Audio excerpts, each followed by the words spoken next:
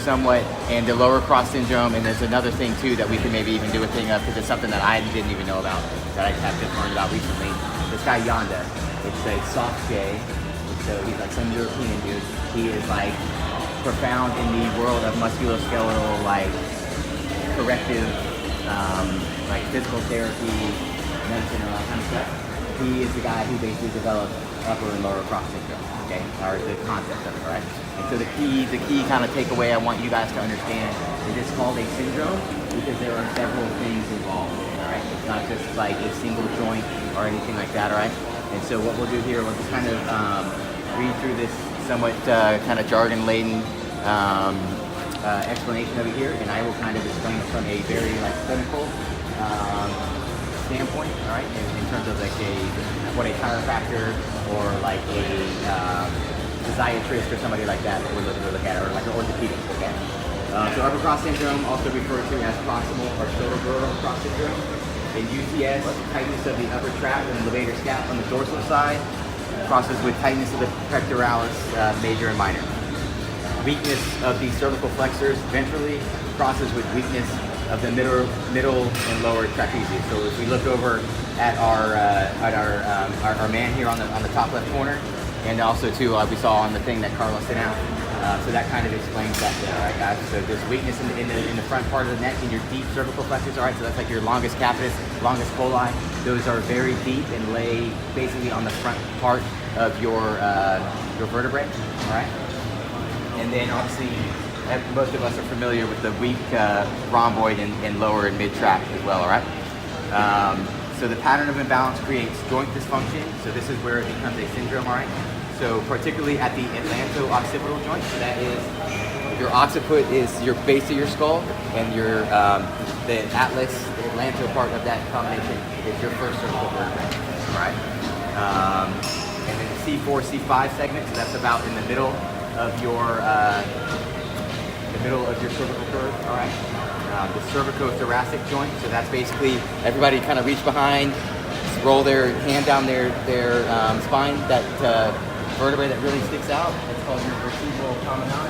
That's basically your cervicothoracic region. So it's kind of the bottom few cervical vertebrae combined with the top few thoracic vertebrae, all right? And then you got the glenohumeral joint, which is obviously where the head of the humerus joins into the glenoid fossa, and then T4, T5. Okay, so T4, T5 is like right at about the third, you've got 12 thoracic vertebrae. It's right at about the like a third of the way through your thoracic spine. Okay, so when you're standing, the tip of your shoulder blade is at about like T7. So you take 7 up. And then when you're laying face down, because your scapula kind of slide around, right? You have the scapula to the end of roughly T6. Okay, so right at the midpoint. Okay, so any kind of questions on this anatomical kind of landmarks or anything? All right. So Yonda noted that these focal areas of stress within the spine correspond to transitional zones in which neighboring vertebrae change in morphology. So that basically just means that like stuff changes. The curve itself actually begins to change after a period of time. So that's what we'll talk about later on. It's one of the things you need to determine when you are addressing these issues, particularly this syndrome with people, is that can they actually physically get themselves into that posture? Because if it is, then it's a like they're still in the early stages of it, and it's soft tissue, and obviously soft tissue changes a hell of a lot are easier than going hard tissue. Okay? But if it's somebody who's like super like this and they can't even like get up and tuck their shoulder blades and back their shoulders and that kind of stuff, that is a whole different ballgame, because we're talking about having to change the curve of their spine, which is a very difficult thing to do. Okay, so specific changes, postural changes seen in UCS include forward head posture, so that's like the chin pose, right, that everybody sees on like literally every exercise that everybody does in here. And then obviously if you're at your computer or on your cell phone a little bit as well, all right. Increased cervical lordosis, so that just means that the cervical curve is getting accentuated and exaggerated, all right. And then the and thoracic kyphosis, so thoracic spine you're basically like this, right? So you're just over-exaggerating and accentuating the natural curve of the spine. And then elevated and protracted shoulders, right? So super tight upper traps lead to this, all right? And rotation or abduction and winging of the scapula. So basically your scapula flare, because obviously if you're like this, everybody understands that your scapula is going to kind of slide around a little bit, all right? These postural changes decrease shoulder joint stability. As the glenoid fossa becomes more vertical due to serratus anterior weakness. All right, serratus anterior runs through here, okay? That's what you're working on, through here, sorry. I'm thinking of skating rings. So it's through here, all right? So that's the one we're doing, that's a boxer's muscle, right? The one you're doing when you're doing your push-up pluses, okay? And then the loss of stability requires the levator scap and upper trap to increase activation to maintain glenohumeral centration. So that basically means that stabilizer muscles and secondary and tertiary muscles take over and act as primary muscles, okay? And then the primaries get shut off, which is obviously, as you guys may or may not know, in terms of motor patterning and things like that, when a pattern becomes aberrant, which basically means when it becomes bad and shitty and broken, as it fires more and more, it gets deeper and deeper into that pattern, okay? And so part of what we will talk about and stress when we get to the corrective things is that corrective exercise needs to be done as damn near perfect as possible, because you are retraining and trying to break the aberrant motor pattern, okay?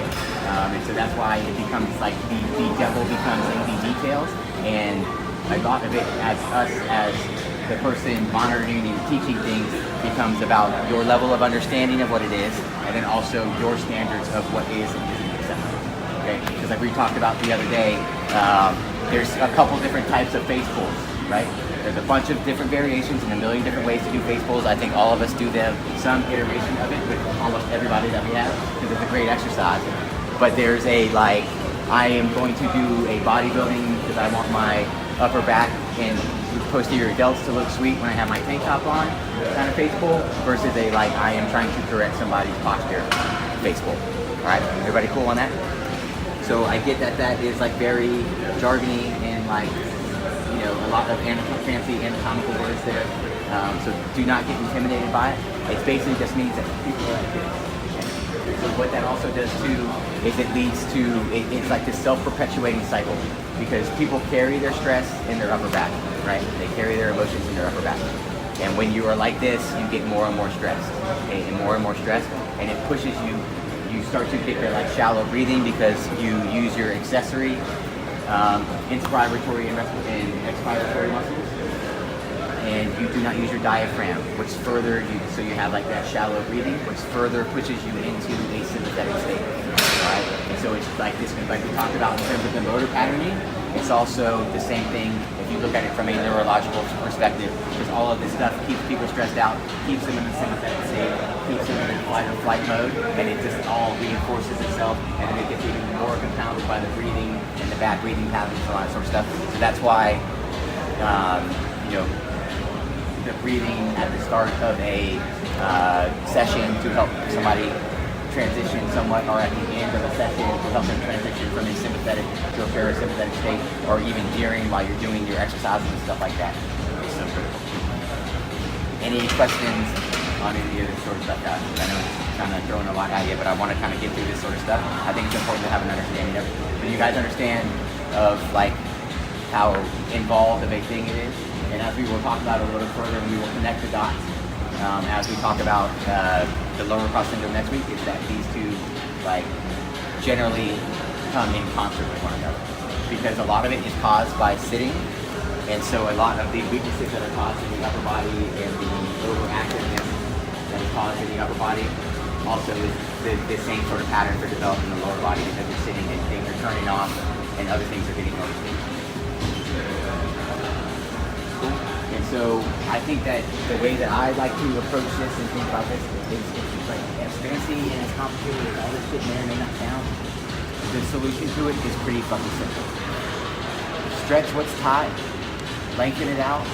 You need to change it from a hypertonic resting state, like a tight, shortened resting state, to a hypo, lengthened, long resting state, okay? And what's weak you need to do the opposite. You need to get it activated, get it firing again, and you need to take it from a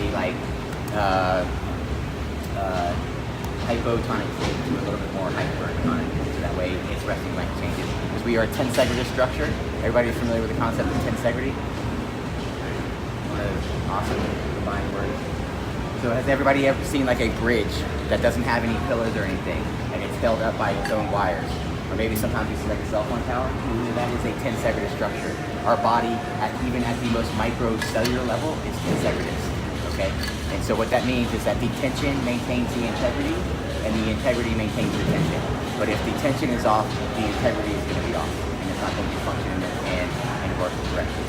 Okay, so here we need to like change the tension levels to get the integrity back. Sweet. Any questions on that stuff, guys? Tensegrity, just look it up. It's an awesome concept, and it literally is like down to the like cellular micro level of our body. Cool. So what we want to go into next is how to take the Uppercross syndrome and look at it in such a way where we're going to reverse engineer it to an extent, right? So Uppercross syndrome is going to fall into what would it look like?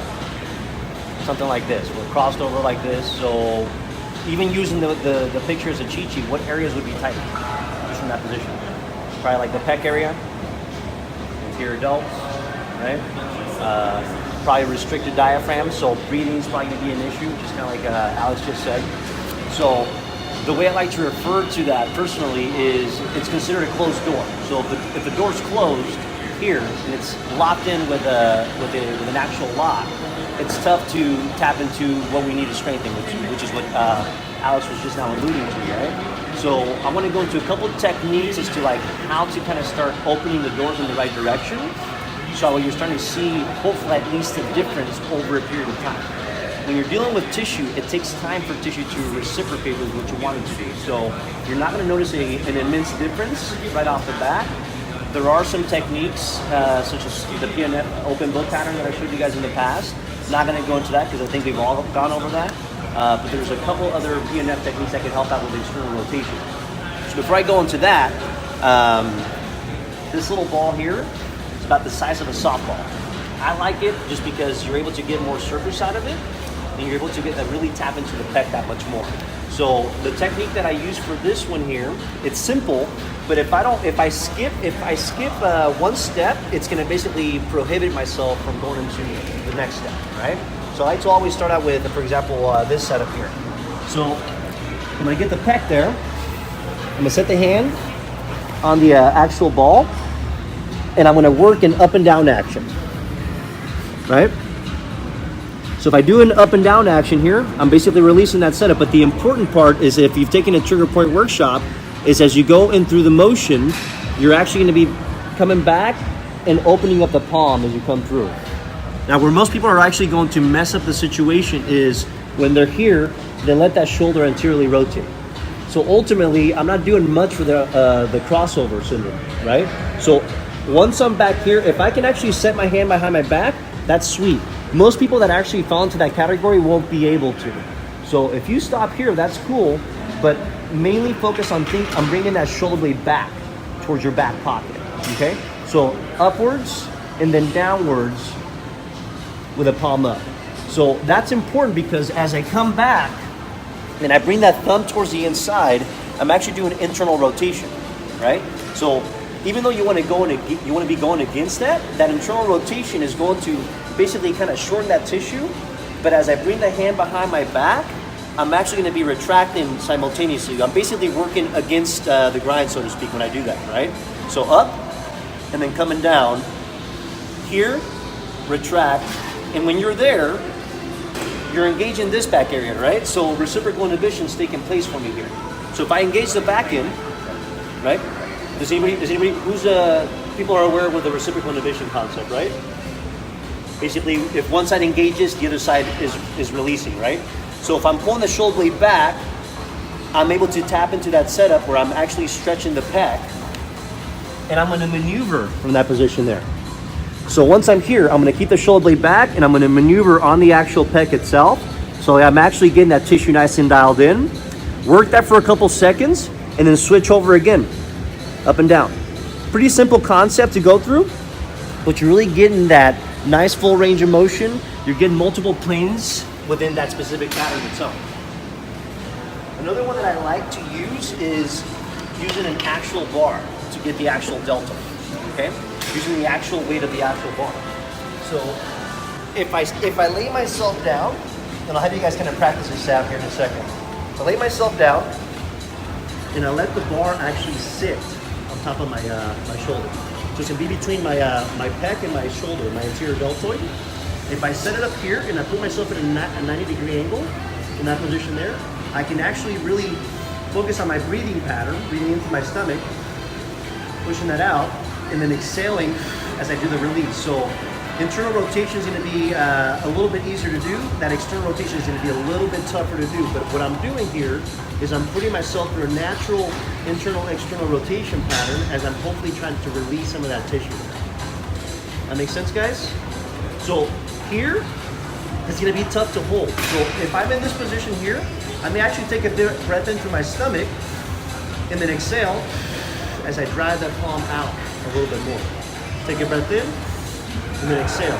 Okay, work through that pattern and then coming back and forth through there. Yes, sir. Okay, so that's quote unquote opening the door. Questions on that? So that's opening the door as far as this being tightened up. Guys, so one thing that's important in this trigger point stuff and like all of this corrective stuff and just in general is if you have a really good understanding of the anatomy, the origins and insertions, and there's typical trigger point patterns that typically pop up based around those things, and then also too obviously in terms of what we were talking about, the like muscle action, so that way you can activate and get it to release and understand like what's cross friction, what direction the fibers run, and all that sort of stuff. Like you need to have a pretty good understanding of that type of stuff to be able to do this corrective type stuff as effectively as you possibly can. So obviously experiment with yourself, right? So figure that stuff on your own, see what it feels like, play around with that. I'll have you guys play around with the bar here in a second. So let's say, for example, practicing with each other here, right? If you grab a trigger point ball and practice this with each other, I'll have Ari come over here since you're wearing a tank top. And I'll have you have a seat on the block. Okay. If Ari's sitting here, and because she's pretty lean, I can find the outer edge of her shoulder blade. Okay. So I can coach my client on doing this on their own. So if I find the outer layer or the inside layer of that shoulder blade, if I take the trigger point ball and I run it not up against the actual shoulder blade, but up against the outside of it, I'm basically tapping into my rhomboids and mid trapezius and lower trapezius. So right around here is going to be kind of like the starting of the lower trapezius, mid trapezius, and upper trapezius. So this area tends to tighten up on a lot of us, right? So yeah, so right where the wing. So if you want to take your hands up in front of you here real quick. So she's pretty lean. You can see how when she brings her arms back, the shoulder blade actually tracks back. And when she comes forward, you can see the shoulder blade tracking forward. So if I want to figure out where that area is, I may actually have my client move their arms back and forth, and I'll palpate to see where that shoulder blade is at as she moves through the motions. So once I find that bony protrusions, then I can actually really assess the fact that I can work on this area here. So keep in mind that I don't want to actually work on the actual shoulder blade or the vertebra. So I'm going to avoid those two sections, okay?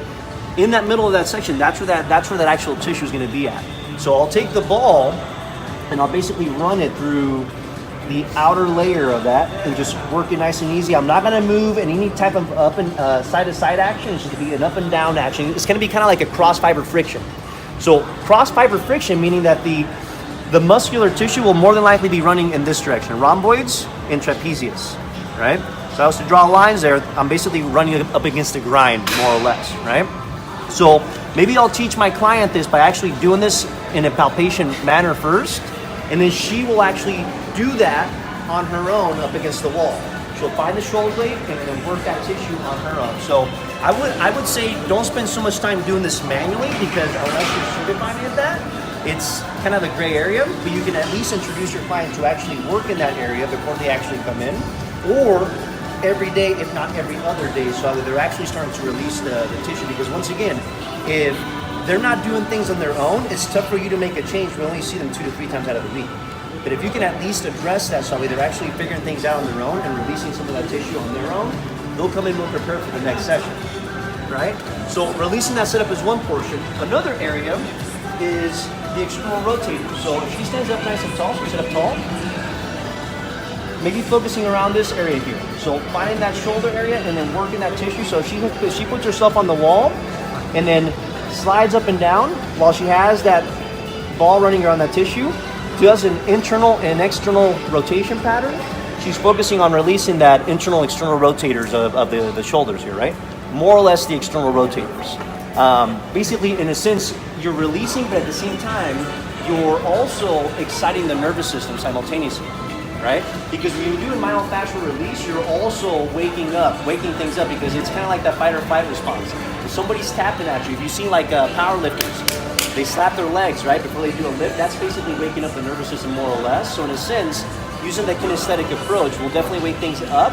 And in a sense, it allows you, as the person that's being put through the session, to appreciate actually understanding what area you're trying to focus on. So let's say I just finished opening up the shoulder blades there, right? How do I go further from myofascial release to hopefully doing some actual like elongating of the tissue? So Alex was talking about elongating things, right? So if I take this bar as an example, let's put on 25 on this real quick. Just both sides. So if I take this bar as an example, let's say I've already done a lot of releasing, a lot of foam rolling type work, right? SMR. I did the pec, I did the deltoid, everything's cleaned up. I did some of the posterior action of it. I may do a prerequisite before I go into this bar. And the cool little prerequisite is doing some PNF around the actual shoulder blade, okay, the T-spine. So I'll use a different example. So I'll have my man roll forward over here.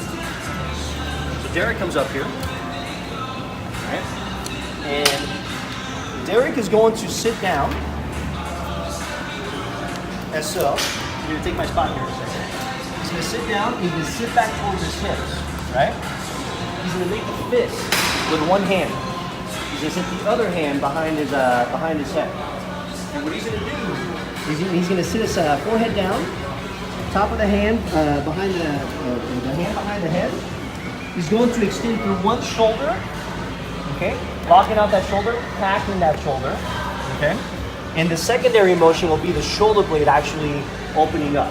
So I'm thinking about letting that right shoulder blade track towards my vertebra. That's my verbiage for that, okay?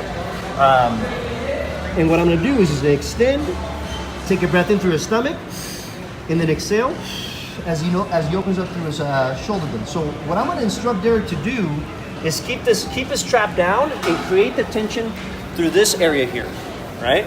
Because a lot of times we have a misperception of actually opening up through the elbow, and if you think about opening up through the elbow, the trap's gonna take over, okay? So if you hop on over here, it makes more sense once he's actually in motion here. And what I'm gonna have him do is he's going to go through that motion with no tension to begin with, just to get him associated to the pattern, and then I'm gonna create a little bit of a wall pattern with my palm to kind of create a PNF technique into the picture. So he's gonna sit back into the hips, so relax the toes. So if he relaxes the toes, everything at the chain becomes a little bit more relaxed, okay? So by sitting back into his heels, I'm making it a point to basically stabilize the lower back, right? So if I stabilize the lower back by sitting back into the heels, most of the motion that he will be doing will be coming through this section here, which is ideally what I want to focus on, okay? So what he's gonna do here, he's gonna take a breath in through his stomach, take a breath in, and then exhale as you pack the shoulder up, so push the shoulder up, so extend, extend, extend, right there, good. So he's gonna extend. When he extends the shoulder all the way through, this is locked out. So this is a stable shoulder. I'm focusing on this side. That's the side I'm gonna go.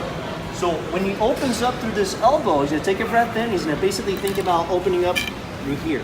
So exhale as you open up, okay? And I may use a palpation technique so that he understands exactly what I want, and then come on down. And then bring your forehead all the way down to the fist, okay? Breath in, and then exhale as you come up. open up to the shoulder blade, just like that. Okay, so he's pretty dense, so it's gonna be a little bit tougher movement pattern for somebody that's dense, like an MMA fighter or a bodybuilder, right? So he's gonna do basically 4 of those on his own. And then what I'm gonna do here in a second, Derek, is you're gonna go through the whole motion pattern, but I'm gonna create a wall with my palm. You're gonna create tension up against that wall for about 3 to 4 seconds, and then he's gonna open up further past that point, okay? So if he comes up, he takes a big breath in, and then he exhales. He creates tension. So I want you to create tension up against my palm. So push up, up. So he's pushing up, but he's breathing. So breathe as you're pushing up, and then exhale as you come further out. All right? I don't know if you guys noticed that or not, but he may have opened up a little bit further this time around. He's coming back down. He's gonna take a big breath in. Exhale as you come up. Pause for a second. Take a breath in, and then exhale as you drive. But take small breaths to your stomach now. Small breaths to your nose. And then big breath in, and then exhale as you open up again. So what I'm doing here is that tension that I'm creating up against his elbow is allowing him to basically engage the tissue here for a split second. Okay, maybe like 3 or 4 seconds. When I release, it allows that reflex response. You guys know the Golgi tendon, right? So the Golgi tendon is basically like your reflex response mechanism attached at the insertion point before it attaches to every muscle. It's everywhere. So what I'm doing is I'm bypassing that by actually going into that PNF pattern. Okay, so come back up again. And he's exhaling, creating tension. 3, 2, 1. Big breath in, and then exhale as you open up further. So what I'm doing here, I'm basically creating a prerequisite before I go into this portion here. Okay, relax for a second. And what I mean by prerequisite is I'm gonna go into an overhead pattern release approach. Because I've opened up this area here, it's more stretched out in this back end, meaning that now I can actually tap into the anterior portion. Make sense? So I'm going to the back before I go to the front. Yeah, so low prerequisite. So even though he still needs that other side done, we're gonna basically move forward into the next one. The cool thing about this next one here, I'm gonna pop this forward, I'm having to scoot back a little bit, is it's a Kelly approach. And what you do with this is you lay yourself down, you set the foam roller. Now keep in mind, if the person is under a category of already basically fused together tissue where they're already stuck here and they hardly can do any movement patterns, this may not be the best approach. If the person has a little bit of mobility and is able to extend overhead at least a little bit, then you can start tapping into it a little bit. But the idea with this is I'm gonna set my hands on the bar. So first and foremost, that foam roller is right beneath the shoulder, the lower edge of my shoulder blades. Okay? So I'm gonna set my hands out wide here. I'm gonna bring my hips up. I'm gonna take a breath in through my stomach. And I'm gonna exhale. And as I exhale, I'm gonna slightly drop my hips down. Okay? So in this position, I'm safe. But as I drop my hips down, what's gonna happen? I can't hear you guys. You're gonna stretch the pecs and you get a lot of the external rotators, right? So when you're doing this, don't let your thumb stay to the inside. Create external tension, okay? So by creating external tension, I'm allowing my external rotators to really tap into the picture to protect me from actually going too far forward, okay? So if I'm set up here, I'm gonna get a breath in and I'm gonna break the bar, okay? And I'm gonna exhale as I slowly drop the hips down, and to an extent, I'm actually going to be tucking my chin in towards my chest from that position there. I'm gonna camp out at whatever position I'm comfortable with, and then come back up. Take a big breath in, and then exhale as I tuck my chin in for a split second, okay? Now, this is the regress version right here. What would be a progression for this? The arms underneath.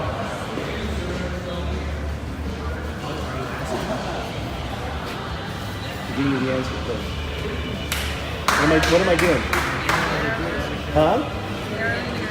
So the more I narrow my grip, the more of an overhead position I need to really tap into. Okay?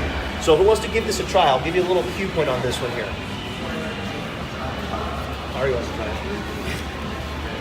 So, as far as positioning her, once again, if I palpate her shoulder blades, right around the lower edge of the shoulder blades is going to be her point. Okay. So this will be the first portion. She'll maybe do like 2 or 3 reps on that side, on this position here. Get that release point, and then I'll move a little bit up the chain here as I go through that. Okay. So if I come through, lay on that. I'll position her. I'll have the bar up in front of her. So I want you to basically set your hands as far wide as you can to begin with. And right now, what she's doing is she's letting herself collapse from that position there, so that's probably not the safest position to be in. All right, so before you do that, Ari, come back up. All right, as you reach for the bar, luckily she's very mobile. I want you to drive the hips up, so kind of bridge as you reach to the top portion. So this is going to be your starting point right here. Okay. Now, from this position here, elbows are going to be locked out. Lock out the elbows, kind of like an overhead squat. Okay. I want you to break the bar towards the pinky end. Okay. Take a breath in, and then exhale as you tuck your chin in towards your chest and drop the hips down slowly, slowly, slowly. When you feel that tension point, that'll be your pausing point, so pause right there. So I can tell right away when the tone starts to really come up around the armpit area, that's your lat really letting me know like, okay, I'm being stretched right now. That's gonna be the stopping point. Even though she feels like she can do more, I'm not gonna push it further than we need to for the first time around. Okay, so she's gonna take a breath in as she drives the hips up. Drive the hip up, and I want you to close the rib cage for me for a second, okay? Drive the hips all the way through, tuck the pelvis in a little bit, okay? Breathe into your stomach, big breath into your stomach, and you're gonna exhale as you close the rib cage as you tuck the chin in again, okay? Break the bar simultaneously. So multiple things are going on. She's breaking the bar, she's letting the hips drop a little bit, she's closing off the rib cage. If she closes off the rib cage, what's going on here? What's the purpose behind that? Should feel more core being dialed because that's what's going to be protecting her lower back. If she lets the rib cage open up, she's basically creating a false range of motion. And she's also too, by doing that, like accentuating some of those curves that are already over exaggerated by the pattern. So.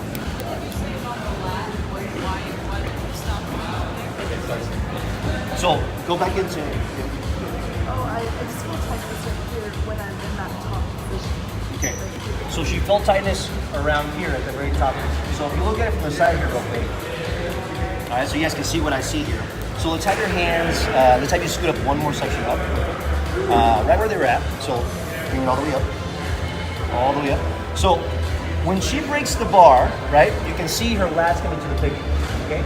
So I'm gonna go at a point where I can still maintain neutral position at the rib cage, in neutral position at the lat area, meaning that if she goes any further where the ribcage starts to open up, or she starts losing the integrity of this overhead position, then that's too far down, okay?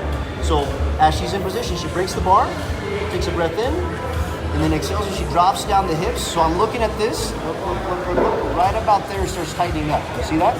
So I can tell that this is tightening up, and if this elbow starts to bend, that means she's trying to compensate. So bring that elbow up, straighten it out. Okay, there you go. And if she straightens it out, what do you feel now? My interior shoulders are really tight. Really tight. So she's going to bring it back up. Bring it back up.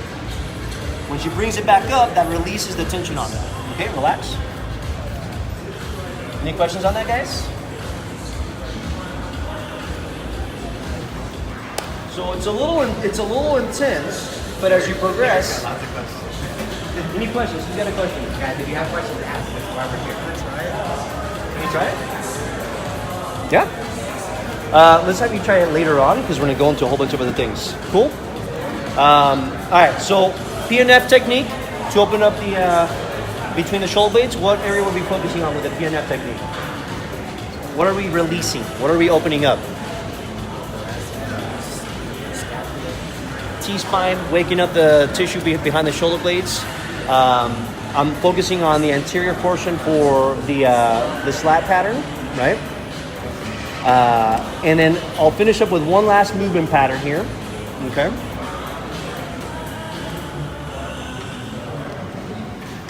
Let's say I'm trying to basically teach the person how to feel for an overhead pattern, right?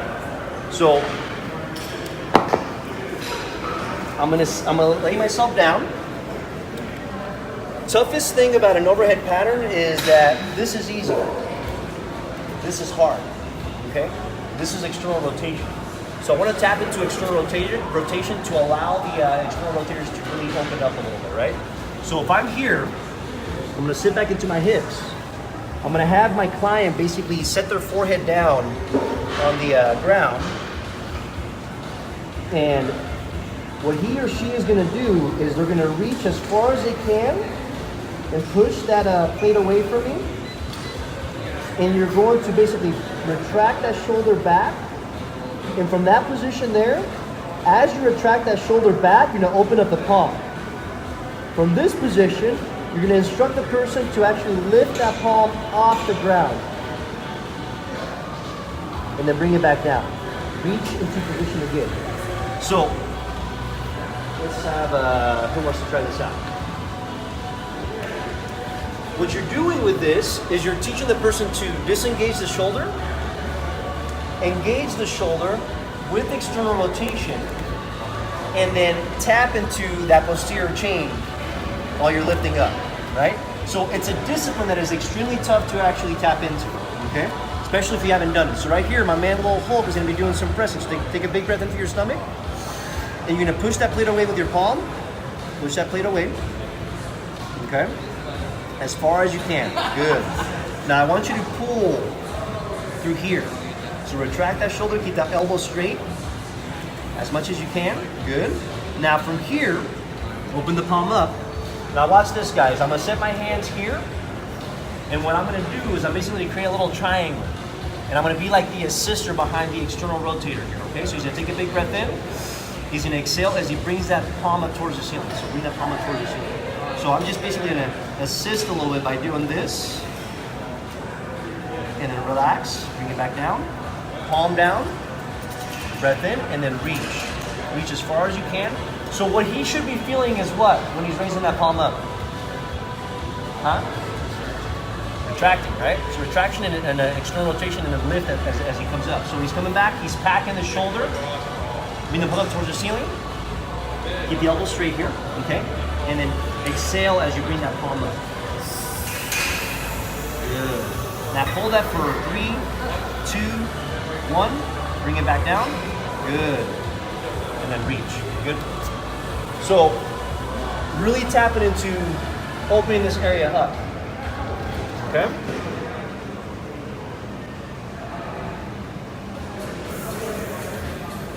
It's not easy, is it?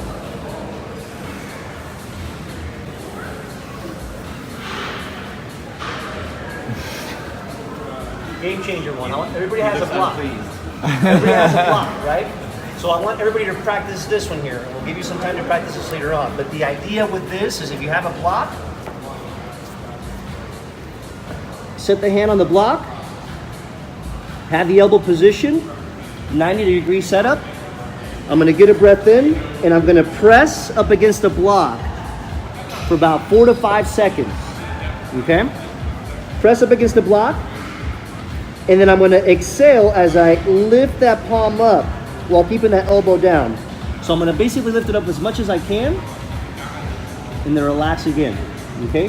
Do about 4 reps of that. Once you do 4 reps, I want you to go into the second version, which is gonna be lifting that block up and doing the similar sequence. So before you do that, give yourself a little tester, 90-degree angle, and then lift that palm up as much as you can to see what your total external rotation pattern is as of now, your baseline. Switch over into hand on the block, down, and then do the sequence 4 reps, 5 seconds apiece.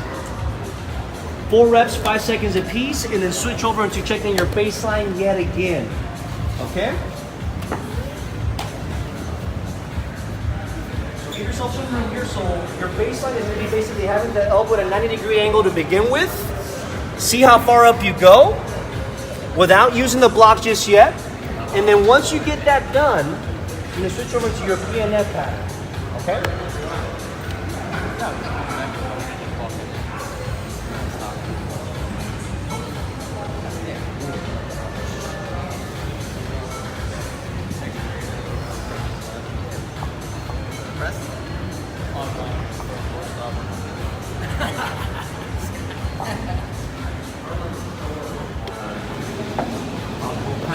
Put a bow on this half of it. All right, so what we're going to do is obviously today we introduced the concept and what the syndrome is and kind of somewhat of it looks like, okay?